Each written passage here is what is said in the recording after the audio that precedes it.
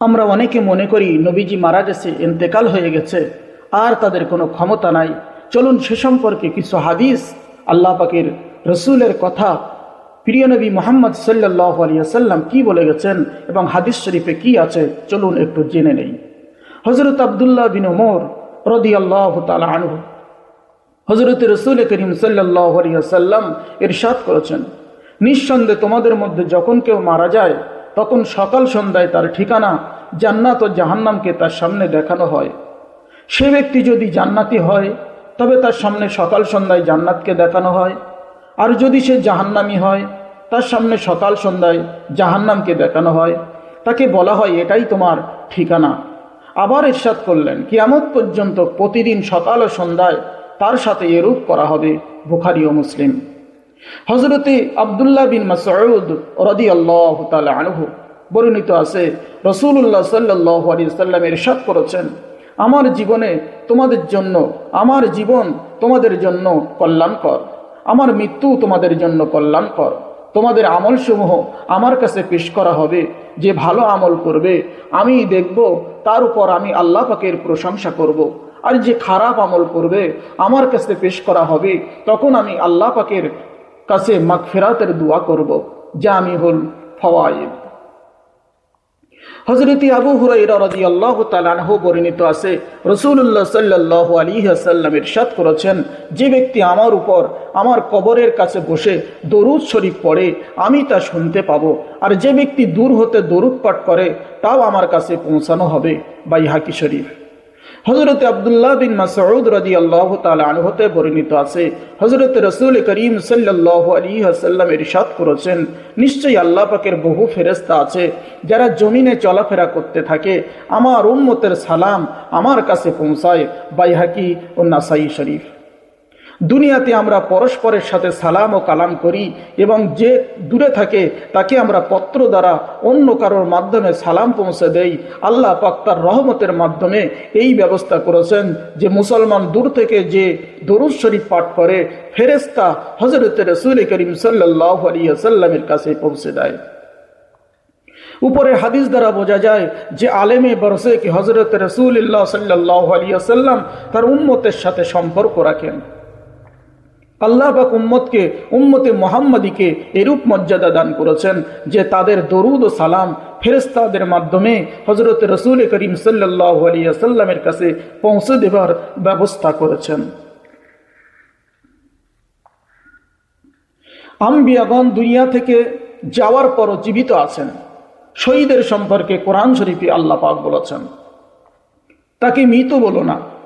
আমি তাদের সম্বন্ধে বিভিন্ন হাদিস শরীফে উল্লেখ আছে, তারা এই দুনিয়ায় থেকে পাড়ি দেওয়ার পর জীবিত থাকে। বিখ্যাত মুহাদ্দিস আল্লামা বাইহাকি রহমাতুল্লাহ আলাইহি, আল্লামা জালালউদ্দিন সুয়ুতী রহমাতুল্লাহ আলাইহি এ বিষয়ে আলাদা আলাদা কিতাব রচনা করেছেন এবং নবীগণের হায়াত প্রমাণিত করেছেন। আল্লামা সুয়ুতী রহমাতুল্লাহ আলাইহি ফতোয়ায় লিখেছেন, হযরত রাসূল করিম সাল্লাল্লাহু আলাইহি ওয়াসাল্লাম অন্য অন্য আম্বিয়ায়ে কিরাম আলাইহি ওয়াসাল্লামের কবরে জীবিত হওয়ার বিষয়টি দলিল সহ অকট্টভাবে প্রমাণিত হয়। এই সম্বন্ধে বর্ণিত হাদিসসমূহ আল্লাহ রসুল জীবিত তার প্রমাণ করেছেন। ইমাম কুরতুবী রহমাতুল্লাহ আলাইহি তাজকিরাহ নামক কিতাবে লিখেছেন যে আম্বিয়ায়ে কিরাম আলাইহি ওয়াসাল্লামদের মৃত্যু সম্বন্ধে এইরূপ মনে করো যে তাদেরকে আমাদের দৃষ্টির আড়ালে রাখা হয়েছে। এই ব্যাপারটি হলো ঠিক তদ্রূপ যেমন আমরা ফেরেশতাদেরকে দেখতে পাই না। আল্লামা বাইহাকি রহমাতুল্লাহ আলাইহি বলেন, নবী সাল্লাল্লাহু আলাইহি ওয়াসাল্লামদের রূহ কবজের পর আবার ফেরত দেওয়া হয়, এই জন্য তারা আল্লাহর কাছে শহীদের মতোই জীবিত থাকে। হযরতে আবু দারদা রাদিয়াল্লাহু তাআলা আনহু হতে বর্ণিত আছে যে রাসূলুল্লাহ সাল্লাল্লাহু আলাইহি ওয়াসাল্লাম ইরশাদ করেছেন, জুমার দিন আমার উপর দরুদ বেশি করে পড়তে থাকো, কারণ এই দিন মাশহুদ, অর্থাৎ এই দিনে ফেরেশতাদের আনাগোনা বেশি হয়। আবার তিনি ইরশাদ করলেন, নিশ্চয়ই তোমাদের মধ্যে যে ব্যক্তি দরুদ পাঠ করে তার দরুদ ততক্ষণ পর্যন্ত আমার কাছে পাঠানো হয় যতক্ষণ পর্যন্ত সে পাঠ করতে থাকে। জিজ্ঞাসা করা হলো, ইয়া রাসূলুল্লাহ, ইয়া হাবিব আল্লাহ, আপনার ইন্তেকালের পর কি হবে? ইরশাদ করলেন, ইন্তেকালের পরেও আমার কাছে দরুদ পৌঁছানো হবে। কারণ পরকালে পাড়ি দেওয়ার পরও আল্লাহ রসুল জীবিত আছেন, সেটা রুহানি জীবিত নয়, বরং দৈহিক জীবন হয়ে থাকে। যেহেতু আল্লাহ পাক মাটিকে নবীদের শরীরকে খাওয়া হারাম করে দিয়েছেন, সুতরাং আল্লাহ পাকের নবীগণ জীবিত থাকেন, তাদেরকে রিজিক দেওয়া হয়। ইবনে মাজা শরীফ। উক্ত হাদিস শরীফ দ্বারা প্রমাণিত জানা গেল যে আম্বিয়াই কেরাম আলাইহিস সালাম দুনিয়া ত্যাগ করে দৈহিক জীবন নিয়ে জীবিত এবং রিজিক প্রাপ্ত হন। এই রিজিক ওই জগতের উপযোগী। শহীদগণ সম্পর্কেও রিজিক প্রাপ্তির কথা বর্ণিত আছে। কিন্তু আম্বিয়াই কিরাম আলাইহিস সালামের জীবন এবং রিজিক প্রাপ্ত শহীদগণের চেয়ে পরিপূর্ণ। হযরত শাহ আব্দুল হক মুহাদ্দিস দেহলভী রহমাতুল্লাহ আলাইহি আশআতুল লামাত শরে মিশকাতে লিখেছেন যে হযরতে আম্বিয়ায়ে কিরাম আলাইহি ওয়াসাল্লামের হায়াতের বিষয়টি সর্বসম্মত, এতে কারো দ্বিমত নাই, এবং তাদের এই হায়াত হলো দৈহিক, যেরূপ দুনিয়াতে থাকা অবস্থায় ছিল তাদের জীবনকে রুহানি বা পরোক্ষ মনে করবে না। হযরত ইবনে আব্বাস বর্ণিত রাসূলুল্লাহ সাল্লাল্লাহু আলাইহি ওয়াসাল্লাম বলেছেন, একবার আমরা রাসূলুল্লাহ সাল্লাল্লাহু আলাইহি ওয়াসাল্লামের সাথে মক্কা ও মদিনার মধ্যবর্তী স্থানে সফরে ছিলাম। তিনি উপত্যকা সম্বন্ধে জিজ্ঞাসা করলেন, এটা কোন উপত্যকা? লোকেরা উত্তর দিল, এটা আরজাক। তিনি ইরশাদ করলেন, আমি যেন মুসা আলাইহিস সালামকে দেখতে পাচ্ছি। এই কথা বলে তিনি হযরতে মুসা আলাইহিস সালামের গায়ের রং এবং চুলের বর্ণনা দিলেন। ইরশাদ করলেন, তাকে আঙ্গুলদ্বয় কানে দেওয়া অবস্থায় দেখা যাচ্ছে ওই রবের নামের তালবিয়া উচ্চস্বরে পাঠ অবস্থায় ওই উপত্যকা অতিক্রম করছে। হযরত ইবনে আব্বাস রাদিয়াল্লাহু তাআলা আনহু বর্ণনা করেন যে আমরা আরো সামনে এগিয়ে গেলাম। অবশেষে আরো একটা উপত্যকা এলো।